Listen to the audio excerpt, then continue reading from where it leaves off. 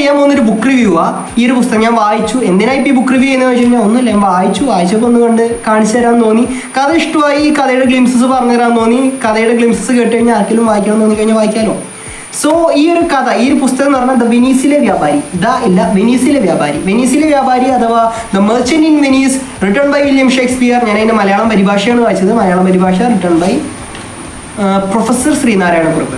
ഈ ഒരു പുസ്തകത്തിൽ പറയുന്നത്, ഈ ഒരു പുസ്തകം എന്ന് വെച്ച് കഴിഞ്ഞാൽ മെയിൻ നിങ്ങൾക്കറിയാലോ വില്യം ഷേക്സ്പിയർ എന്ന് വെച്ച് കഴിഞ്ഞാൽ ഓക്കെ, ലോകത്തിലെ തന്നെ ഇതിഹാസതുല്യരായിട്ടുള്ള എഴുത്തുകാരിൽ ഒരാളാണ് വില്യം ഷേക്സ്പിയർ എന്ന് പറയുന്നത്. അദ്ദേഹത്തിന് എനിക്ക് തോന്നുന്നൊരു നാടകത്തിനെ ആസ്പദമാക്കിയുള്ള ഒരു പുസ്തകമാണെന്ന് തോന്നുന്നു. അദ്ദേഹം എഴുതിയൊരു നാടകത്തിന്റെ പുസ്തകമാണെന്ന് തോന്നുന്നു. നമുക്ക് ഈ ഒരു കഥ എനിക്ക് ഇഷ്ടമായി. ഈ ഒരു കഥയിൽ പറയുന്ന, അല്ലെങ്കിൽ ഈ കഥയുടെ ഗ്ലിംസസ് ഞാനൊന്ന് പറഞ്ഞുതരാം. ഈ കഥയിൽ മെയിൻ ആയിട്ടുള്ള കഥാപാത്രങ്ങൾ, ഫസ്റ്റ് വൺ അന്തോണിയോ എന്ന് പറഞ്ഞാൽ ഒരു സത്യസന്ധനായിട്ടുള്ള മനുഷ്യൻ.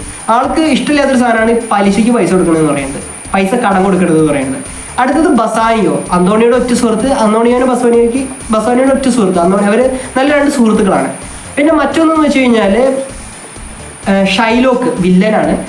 ഷൈലോക്കാണ് പൈസ കടം കൊടുക്കുന്ന ആള്, കൊള്ളപ്പലിശയ്ക്ക് പൈസ കടം കൊടുക്കുന്നത്. പക്ഷെ അന്തോണിയോയി ഷൈലോക്ക് എപ്പോഴും അടക്കാം. കാരണം അന്തോണിയോക്ക് ഞാൻ ഫസ്റ്റ് പറഞ്ഞല്ലോ പലിശയ്ക്ക് കടം കൊടുക്കുന്ന ഇഷ്ടമല്ല. ഇയാൾ കൊള്ളപ്പലിശയ്ക്ക് പൈസ കടം കൊടുക്കും, പക്ഷെ പലിശ ലിമിറ്റ് കൂടുതലായതുകൊണ്ട് അന്തോണി എന്ത് ചെയ്യും, ആ പൈസ കടം കൊടുത്ത ആളെയും പിടിച്ചിട്ട് കോടതിയിൽ പോയിട്ട് ഇയാളുടെ കള്ളിയൊക്കെ വിളിച്ചിട്ടാക്കും. ഇങ്ങനെയാണ് യഥാർത്ഥത്തിൽ ഇപ്പം സംഭവം നടന്നുകൊണ്ടിരിക്കുന്നത്. അന്തോണി നല്ലൊരു മനുഷ്യൻ, ആളൊരു വ്യാപാരിയാണ്, വെനീസിലത്തെ വ്യാപാരിയാണ് അന്തോണി എന്ന് പറയുന്നത്. പിന്നെ പറയാണ്ട് പോർഷ്യ എന്ന് പറയുന്ന ഒരു രാജകുമാരിയാണ്. രാജകുമാരി എന്ന് വെച്ച് കഴിഞ്ഞാൽ നമ്മുടെ ഈ ബസാനിയോയ്ക്ക് ഇഷ്ടമുള്ള രാജകുമാരിയാണ്. ആ രാജകുമാരിക്ക് തിരിച്ചും ബസാനിയോന് ഇഷ്ടമാണ്. അപ്പോൾ ബസാനിയോന്റെ കയ്യിൽ 10 പൈസ എടുക്കാനില്ല. അപ്പോൾ ബസാനിയോ പറഞ്ഞു എനിക്ക് രാജകുമാരിനെ കെട്ടിക്കഴിഞ്ഞാൽ ഒബ്വിയസ്ലി പൈസ വരുമല്ലോ, പക്ഷെ രാജകുമാരിനെ കെട്ടണമെങ്കിൽ ആ നാട്ടിലേക്ക് പോകണം. പൈസ ഇദ്ദേഹത്തിൻ്റെ അടുത്തില്ല. അപ്പോൾ അന്തോണിയോൻ്റെ അടുത്ത് പോയിട്ട് കടം ചോദിക്കുക. അന്തോണിയോ ബെസ്റ്റ് ഫ്രണ്ട് ആരുടെ, ബസാനിയോൻ്റെ. പറഞ്ഞു അന്തോണിയോ പറഞ്ഞാൽ എൻ്റെ കപ്പലൊക്കെ വന്നുകൊണ്ടിരിക്കുക, അപ്പം കപ്പൽ വന്നുകൊണ്ടിരിക്കുക, എൻ്റെ കയ്യിൽ ഇപ്പം എടുക്കാൻ പൈസ ഇല്ല, ഞാൻ നീ എവിടെന്നെങ്കിലും കടം കിട്ടുമോ നോക്ക്, ഞാൻ ജാമ്യം നിൽക്കാമെന്ന് പറഞ്ഞു. പക്ഷേ അവിടെ കടം കൊടുക്കുന്ന ആളെന്ന് പറഞ്ഞാൽ ഷൈലോക്ക. വേറെ ആരുടെയും ഒരു 3000 ഡക്കറ്റ്, അത് ഓക്കെ ഒരു എമൗണ്ടാണ്. 3000 ഡക്കറ്റ് എടുക്കാൻ വേറെ ആരും എടുത്തില്ല. അപ്പം ആ 3000 ഡക്കറ്റ് എടുക്കാൻ വേറെ ആരും എടുത്തില്ല.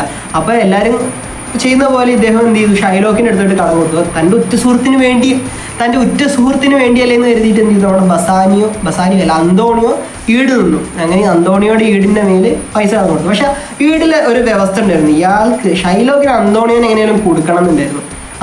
ഷൈലോക്ക് പറഞ്ഞ എങ്ങനെയാണ്, അന്തോണിയോൻ്റെ അടുത്ത് പറഞ്ഞു പൈസയൊക്കെ ഞാൻ കടം തരാം, പക്ഷെ പൈസ കടം തന്നു കഴിഞ്ഞാൽ എനിക്ക് പലിശയൊന്നും വേണ്ട, പക്ഷെ പൈസ കറക്റ്റ് ടൈമിൽ തിരിച്ചു തന്നില്ല നിങ്ങളുടെ 1 ഔൺസ് മാംസം ഞാൻ മുറിച്ചെടുക്കുമെന്ന് പറഞ്ഞു. വിച്ച് മീൻസ് അതെ ലിറ്ററലി കൊല്ലുന്നാണ്. അങ്ങനെ ആ രീതിക്കാണ് ഉടമ്പടി വെച്ചത്. പക്ഷെ അന്തോണിയോ കൂസിയില്ല. കാരണം അന്തോണിയോ 10 കപ്പലാണ് വരാനുള്ളത് പല സ്ഥലത്തു നിന്നായിട്ട്. അത് വന്നു കഴിഞ്ഞാൽ 3000 ഡക്കറ്റ് സിമ്പിളായിട്ട് കൊടുക്കും. 3000 ഡക്കറ്റ് കൊടുക്കാം, പക്ഷെ കപ്പൽ വരണം, അതാണ് പ്രശ്നം. അങ്ങനെ ബസാനിയോ പോർഷ്യനെ കാണാൻ ഇവിടുന്ന് പോയിട്ട് പോർഷ്യന് വിവാഹം കഴിക്കാന്ന് പറഞ്ഞാൽ അവിടെ വേറൊരു സാധനമാണ്. പോർഷ്യൻ്റെ അച്ഛനുണ്ടല്ലോ, അവിടെ കുറച്ച് ഉടമ്പടി ഉണ്ടാക്കി വെച്ചിട്ടുണ്ട്. 3 പാത്രമുണ്ട്, അതിൽ ഏതോ ഇതിൽ പോർഷ്യൻ്റെ പിക്ക് ഉണ്ട്. കറക്റ്റ് ആ പിക്കുള്ള പാത്രം ഒറ്റ പ്രാവശ്യം തുറക്കാൻ പറ്റുള്ളൂ വരണ ആൾക്ക്. തുറക്കണ പിക്കിൽ തുറക്കണ പാത്രത്തിൽ പോർഷ്യൻ്റെ പിക്കുണ്ടോ കല്യാണം കഴിക്കാന്നുള്ളതാണ്. കാരണം ഇതുവരെ വന്ന രാജകുമാരന്മാർക്ക് ആർക്കും ആ പാത്രം പറഞ്ഞൊരു പിക്ക് എത്താൻ കഴിഞ്ഞിട്ടില്ല. കാരണം ഒറ്റ പ്രാവശ്യം തുറക്കാൻ പറ്റുള്ളൂ. ഗോൾഡ്, സിൽവർ, പിന്നെന്താ അങ്ങനെ 3 സാധനങ്ങളാണ്. അപ്പോൾ ഒരു കത്തിൻ്റെ സാധനം ഉണ്ട്. എടാ കപ്പലൊന്നും വന്നില്ല, എനിക്ക് പൈസ തിരിച്ചു കൊടുക്കാൻ പറ്റിയില്ല. കുറച്ച് നാൾ കഴിഞ്ഞ് ഇവന്മാരെൻ്റെ കാര്യം തീരുമാനമാക്കും. സോ ആ ഒരു നീതി നടപ്പാക്കുന്നത് കാണാൻ നീ വരണം എന്ന് പറഞ്ഞിട്ട് അന്തോണിയോ ബസാനിയോയ്ക്ക് ഒരു കത്ത് എഴുതി. ഇത് കേട്ടപ്പോൾ ബസാനിയോ ആകെ ഒരുമായി. കാരണം ബസാനിയോയ്ക്കും വേണ്ടിയല്ലേ ഈ ചെങ്ങായി പോയിട്ട് പൈസ വാങ്ങി, പക്ഷെ ബസാനിയോ അത് തിരിച്ചു കൊടുക്കാണ്ട് പറ്റിയ രീതിയില്ല. അപ്പം കഥ എന്ന് പറയുന്നതാണ് മെയിനായിട്ട് സാധനം നടക്കൂല എന്നുള്ളതാണ്, എന്ത് സംഭവിക്കും എന്നുള്ളതാണ് ആ ഒരു നീതിന്യായ വ്യവസ്ഥ വെച്ചിട്ട്. ഷൈലോക്ക് പിന്നെ കൊല്ലും, കാരണം അഗ്രിമെന്റ് കൊടുത്താൽ ചെയ്യാന്നുള്ളത്, അതോ ഇവനെങ്ങനെയും കഴിച്ചില്ലാവോ എന്നുള്ളതാണ് കഥ. സോ കഥയുടെ ഒട്ടുമുക്കാലും ഞാൻ പറഞ്ഞു തോന്നുന്നു. എനിവേ കഥ അറിയാൻ താല്പര്യമുള്ളവർ വായിച്ചു നോക്കൂ, ഇഷ്ടപ്പെടുന്നതായിരുന്നു. Thank you.